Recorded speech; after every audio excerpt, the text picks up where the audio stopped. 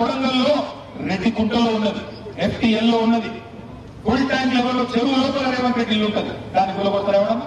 అధికారికి దమ్ముందా ఎవరికన్నా? ఉండదు. ముఖ్యమంత్రికి సిగ్గుందా? నీవు ఇల్లు FTL లో కట్టుకోవచ్చు, మీ అన్న దుర్గం చెరువులో తిరుపతి రెడ్డి FTL లో ఇల్లు ఉంటుంది, దాన్ని కూలగొట్టవు. పక్కన హిమాయత్ సాగర్ లో నీ మంత్రి పొంగులేటి శ్రీనివాసరెడ్డి ఇల్లు బఫర్ లో ఉంటది, దాన్ని కూలగొట్టవు. నీ చీఫ్ విప్ పట్నం మహేందర్ రెడ్డి ఇల్లు చెరువు మధ్యలో ఉంటది, అది ముట్టవు. కానీ పేదవాడి కాడికి వచ్చేసరికి తేరగా దొరికిండ్రు. వీళ్ళకి ఎవరు మాట్లాడతారులే, వీళ్ళ కోసం ఏం చేస్తారులే, వీళ్ళకని ఏమైతుందిలే అనుకొని నీ ఇష్టం వచ్చినట్టు నీ అంతా జాగీర్ అన్నట్టు 50 మీటర్ల బఫర్ జోన్. ఎవరు చెప్పన్నా నేను 50 మీటర్లు ఏ శాస్త్రీయత ఆధారంగా నిర్ధారించినావు? 50 మీటర్లు ఎక్కడి నుంచి వచ్చింది? గతంలో 7 మీటర్లు ఉన్నది, 50 మీటర్లు ఎట్లా అయింది? ఈ ఇష్టమా? దయచేసి ఆలోచించండి.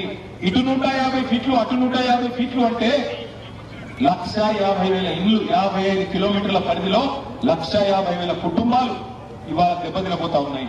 ఒక మీ రాజేంద్ర నగర్ నియోజకవర్గంలో 10,000 ఇల్లు కావచ్చు, తమ్ముడు కార్తీక్ రెడ్డి చెప్పినట్టు. కానీ వాస్తవానికి 1,50,000 ఇళ్లను, 1,50,000 కుటుంబాలను రోడ్డున పాడేసి ఏం సాధిస్తావు రేవంత్ రెడ్డి గారు? 16,000 కోట్లతో మేము డీటెయిల్ ప్రాజెక్ట్ రిపోర్ట్ నీకు ఇస్తాం. ఒక్క ఇల్లు కూలగొట్టకుండా మేము చూపెడతాం. ఇవేమీ లేవు, పేదలకు ఇస్తాన్న డబ్బులు లేవు, 100 రోజుల్లో చెప్పిన హామీలు లేవు. కానీ కమిషన్లు వచ్చే దానికి కావాలి. రైతు బంధు వేయడు, ఎందుకు కమిషన్ రాదు? పేదవాడికి పెన్షన్ ఇస్తే కమిషన్ రాదు, తులం బంగారం ఇస్తే కమిషన్ రాదు. కానీ ఇక్కడ రియల్ ఎస్టేట్ చేస్తే కమిషన్ వస్తుంది కదా. అందుకే ఒక రియల్ ఎస్టేట్ బ్రోకర్ ఇవాళ ఈ రాష్ట్రాన్ని నడుపుతున్నాడు.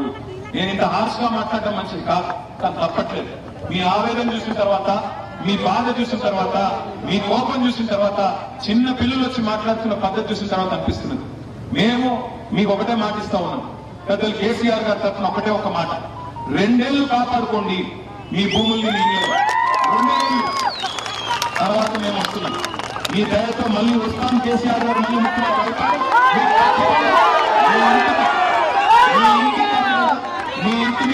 మీ ఇంటి మీద సున్నం కూడా ఎవరు ముట్టకుండా చూసుకునే బాధ్యత కాదు.